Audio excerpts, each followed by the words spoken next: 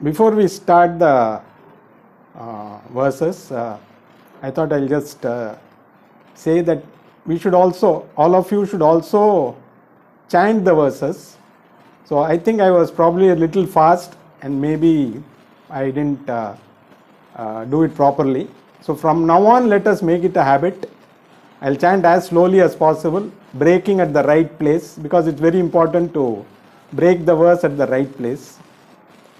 So when we chant and then we understand the meaning, it becomes better. Of course, Sanskrit understanding takes a lot of effort, but let us at least do little bit. At least let us chant the verse so that we get into the mood of the Bhagavad Gita, so to say. So let us, we were on verse 35 last class, we just completed that. So we will start again with, we'll chant verse 35, then we will move forward. Bhayadranadu paratam mansyante tvam maharathaha yesham chatvam bahumato bhutva yasyasi laghavam. So this is the last verse that we had seen in the last class. So this verse we had understood. So as we saw, first Krishna told Arjuna about the philosophical angle why he should fight. So he explained about the Atma, the greatness of the Atma, and then he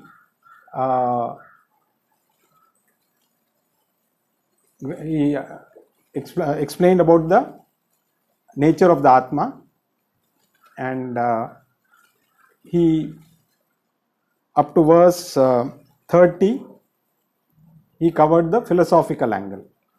Then from 30 onwards, the next 3 verses were the duty, why as a Kshatriya he should fight. So that is the ethical angle. So the next 3 verses were the ethical reasons why Arjuna should fight the war. Then finally, from the point of view of the world, the worldly angle. So in this, he had, the first verse was verse 34. Why people will talk about him in a very derogatory way, because if he chose to leave the war and run away, people would have talked about him in a very derogatory manner, which would have not been good for him. Then he also, then verse 35, Krishna had told him how the other warriors who held him in high esteem, they will look at him. Because Arjuna, as we all know, is a great warrior who had vanquished even the gods at certain times in war. So everybody looked up to him as a great warrior. But if he chose to run away from the war, all the great warriors who held him in high esteem will lose all their respect for him.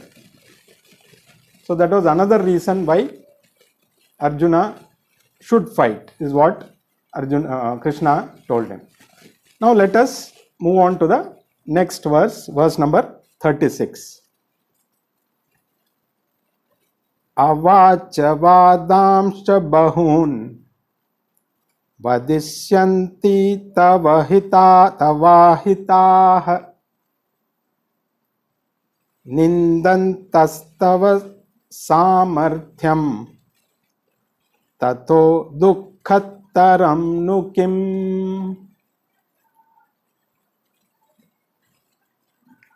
Now, in the final verse, in this context about the worldly look how the world will look at his, if he happened to run away. He says, your enemies will mention many unutterable things. Even I cannot say what kind of words they will use against you, because they may not, you may know why you are running away, you may have your reasons, but your enemies who are in power. So naturally the party in power can use all the machinery, as we see in politics also. The party in power will use all the machinery, the media, everything is in their control. So they will always try and belittle the opposition using every means, including stooping down. Nowadays we are seeing in politics how, to what low level people stoop down. So this is nothing new. So this was always there. It's not that all these things which are happening today are something new. In every yuga there were some people like that. In every yuga there was a ruling party and an opposition party, but maybe in different way. So if again Arjuna chose to run away, definitely the opposition is going to ridicule him, and they will call him all kinds of names, use all unutterable words against him. Here Krishna is trying to just goad Arjuna to fight, because for a Kshatriya the honor is very, very important. So any insult is unbearable for a Kshatriya. We have seen in other Puranas also. For example, in Ramayana, Dasharatha, Kaikeyi, when she asked for the boon, Dasharatha was not keen to grant the boon, because he felt the boons were not reasonable. So after asking him so many times, so finally Kaikeyi reminded him that if he, as a Kshatriya, he was supposed to keep his word, which is very important. So he had granted the boons, and if he refused to give, whatever may be whether it was reasonable or unreasonable was not the point. Having given a boon, you cannot refuse to grant that. When somebody wants to revoke that boon, you cannot say no. So she reminded him that in his dynasty, if he refused to give these boons, he will be known as the one who didn't keep up his word. So the following generations would remember him more than all the good things he had done. He would be remembered for not keeping his word. So she had used this weapon against Dasharatha to ensure that he granted the boon. Similarly, we can also remember Kamsa. Kamsa wanted to kill Devaki immediately. Even after a lot of cajoling and arguing by Vasudeva, Krishna's father, he was not budging. So again, the argument used finally by Vasudeva was that you will be remembered as a person who killed his own sister. So that blot will always remain on you. So at least for that reason, you should not kill her. Which worked. So Kamsa, when he thought about it, he realized, yes, he would have been remembered as a king who killed his own sister. First of all, raising your weapon against a woman is not acceptable, and that too she was his sister. So that was even more unpardonable. So coming to say, this honor is a great thing for Kshatriyas. So that is the reason why they, if they are not able to meet that, they cannot bear the dishonor. So that weapon is what now Krishna is using against Arjuna to make him fight. Because dishonor is unacceptable for a Kshatriya. So using this method, Krishna is trying to provoke Arjuna to fight. So with this verse, Krishna concludes the worldly view why Arjuna should fight. More because of what the world will talk, because that is also important, how the world sees you. Because as a eminent person, you are a role model for many. So if you don't meet those requirements, definitely people will remember him as someone who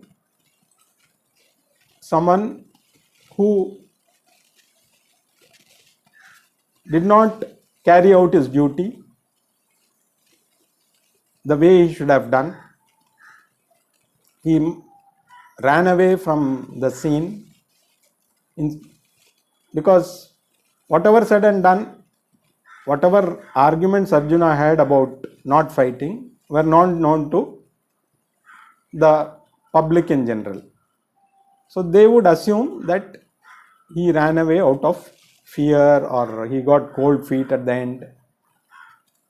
So with these three arguments, so first he argued in a philosophical way, then ethical way, and now the third is the worldly view. So having given Arjuna all the reasons to fight, the next verse he just gives him an advice.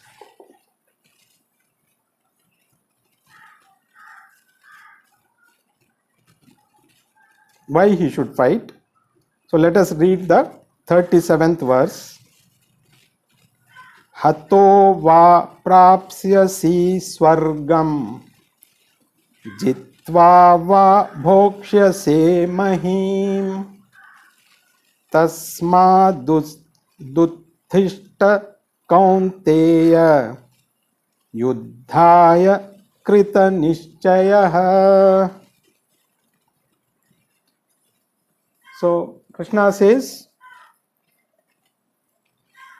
if you are killed fighting this war, you will definitely attain heaven. So instead of running away, you fight, do your duty. In the process, if you get killed, definitely you will go to heaven, because you are killed, you will be killed carrying out your duty. So definitely by doing that, you are eligible to go to heaven. If you win, definitely you will be able to enjoy in this world, because having fought for a cause, once you win, definitely you will be able to enjoy the good things of the world. So either way, if you get killed also, you will gain. If you win the war, definitely you are going to gain. You are going to get back to your kingdom. You are going to rule this kingdom. So both ways, by fighting, you are not going to lose anything. You are definitely going to gain both ways. So therefore, having resolved to fight, Arjuna, get up and pick up your arms and get ready to fight. So having given this advice, now again Krishna in the next verse is going to talk about the equanimity of the mind, samatvam as we call it, which is very important for all of us. It is not just for Arjuna, very important for all of us. So let us read the verse first. Sukha dukkhe same kritva labha labho jaya jayo tato yuddhaya yujyasva naivam papam vapsyasi. So Krishna is talking about equanimity of the mind here. How you handle each situation. So he says, treat sukha and dukkha, pain and pleasure equally. Labha labho, loss and gain. Jaya jayo, victory and defeat. Treat all these pair of opposites alike. So don't get carried away by victory and don't lose heart by defeat. And if you prepare for war in this manner, definitely you will come out better. So basically, the equanimity of the mind is the most important factor in everything. See, in college also, there were some people who did well. They may not have, we may not have seen them studying much, but they used to perform very well. And some others who used to spend a lot of time studying, they were not able to perform well. Basically, it is to do with the mind. It is not how much you have studied, but how calm your mind was when you appeared for the exam. So, in any situation, if you are able to remain calm, whatever you do, the chances of succeeding are very high. You may prepare everything, but if your mind is not calm, you are definitely going to commit mistakes. And in spite of all the preparation, you may end up not getting the result that you wanted. So the key to everything is samatvam, which is equanimity of the mind, the most critical factor. Because there are two things which are always talked about. One is the IQ, one is the EQ. IQ is required because the more IQ you have, the better prepared you are for anything. But with IQ alone, if you confront any situation and if your EQ is low, definitely your IQ will not be of any use. You may have a very high IQ, but if your emotional quotient is low, then the whole purpose of having a high IQ will be lost. On the other hand, even if your IQ is not very high, if you are emotionally very balanced, whatever IQ you have, you will be able to use that effectively. So, in life, IQ is important, definitely, but EQ is more important or as important. We have seen many cases where people are not able to handle their success and failure. People tend to take, like we hear of students committing suicide because they could not, even they might have passed also, but some of them commit suicide because they didn't get the marks they expected. It might have been somebody must have expected 100, and some of them are not able to handle even if they get 98. Because for them, anything less than 100 is not acceptable. So even such students, we have heard of certain cases where they commit suicide. And we have also seen people who have succeeded but are not able to handle the success. For example, those who have followed cricket must have a few years back, not in the recent times, slightly earlier times, Sachin Tendulkar and Vinod Kambli, both were very good friends. They played cricket together. They played for their school. In fact, together they put up one of the highest partnerships ever. But having come to the highest level, once they started playing for the country, Tendulkar was balanced. So his growth was gradual, in the sense he could handle the pressures of the fame and whatever he got along with it. But unfortunately, the other person, Vinod Kambli, he was not able to handle the pressure of fame. So he got into different problems, and finally, for all the talent he had, he disappeared from the scene. So this is something which we have seen. So how much this equanimity of the mind is important. We have seen how people are not able to handle failure as well as success. So both need the same approach, because there's no point in jumping when you succeed, because tomorrow when you fail, you will be completely lost. So a real successful person, I would say, is one who can handle success and failure both without getting disturbed.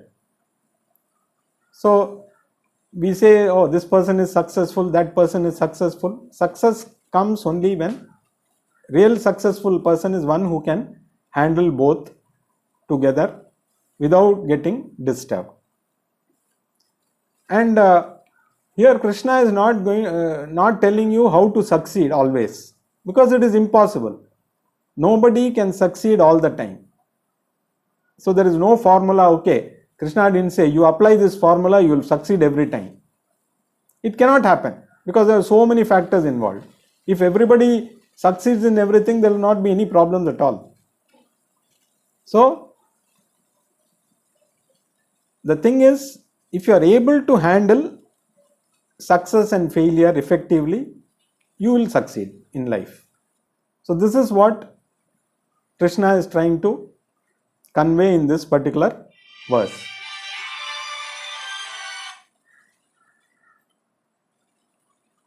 So with this, Krishna concludes the first section related to knowledge. So Jnana Yoga.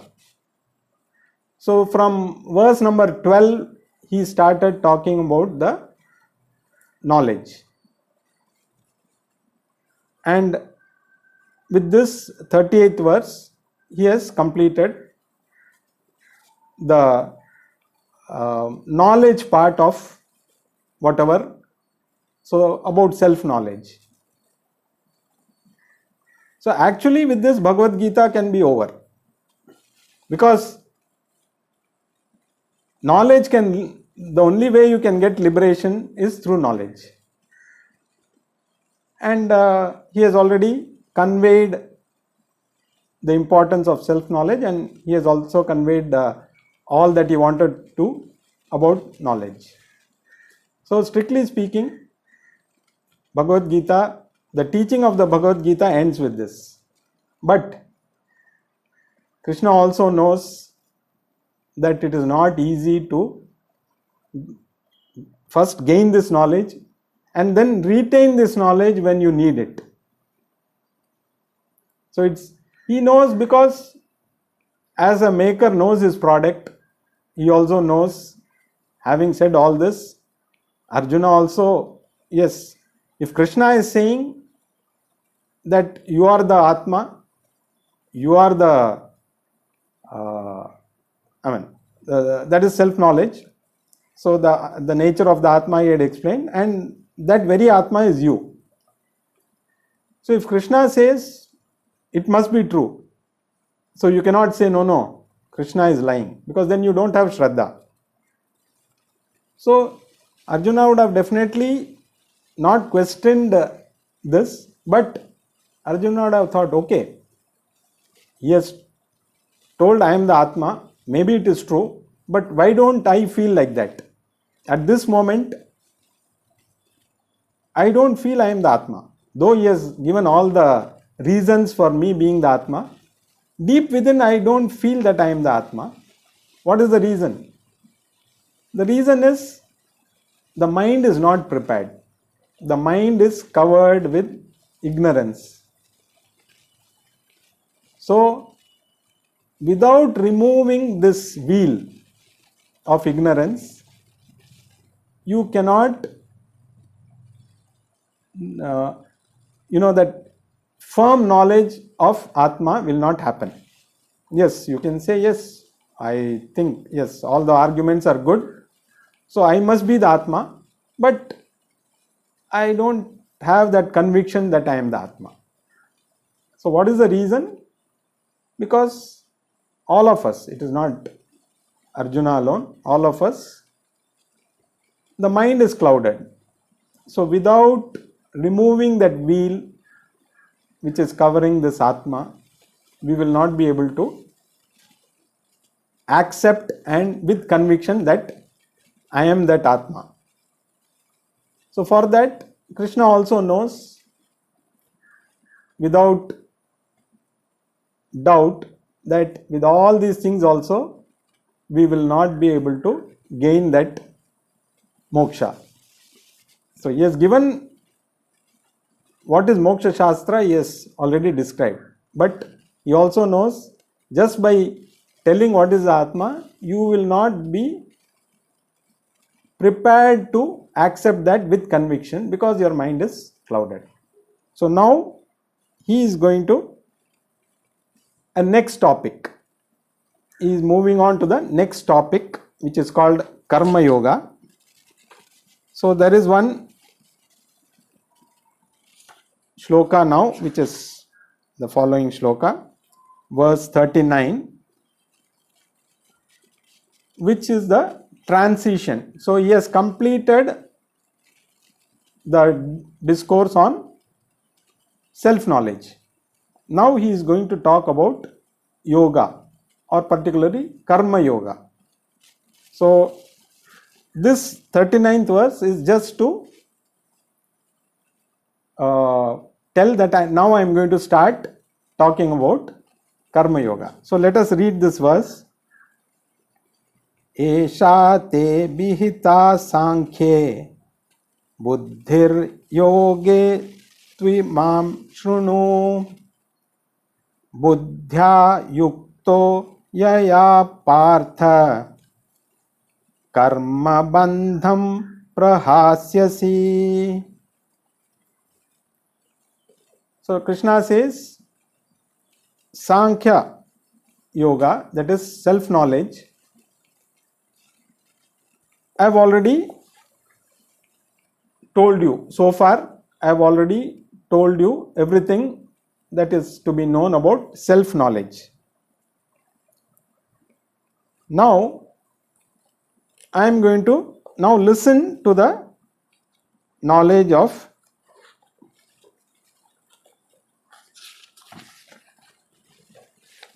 now he says, Arjuna, listen to the wisdom of yoga, endowed with which you will get rid of the bondage of action. So now it's a very deep topic, Karma Yoga. So basically our Shastras or the Vedas are divided into two sections. Broadly, there are 4 Vedas. and all the four Vedas have two sections. The first one is called Karma Kanda, the second one is called Jnana Kanda. So Karma Kanda is basically about action. Karma means action. So the meaning of karma may vary depending on the situation. So Karma Kanda is all that is action oriented, what we need to do. So Karma Kanda deals with all kinds of rituals, all kinds of things you need to do to gain whatever you want in life.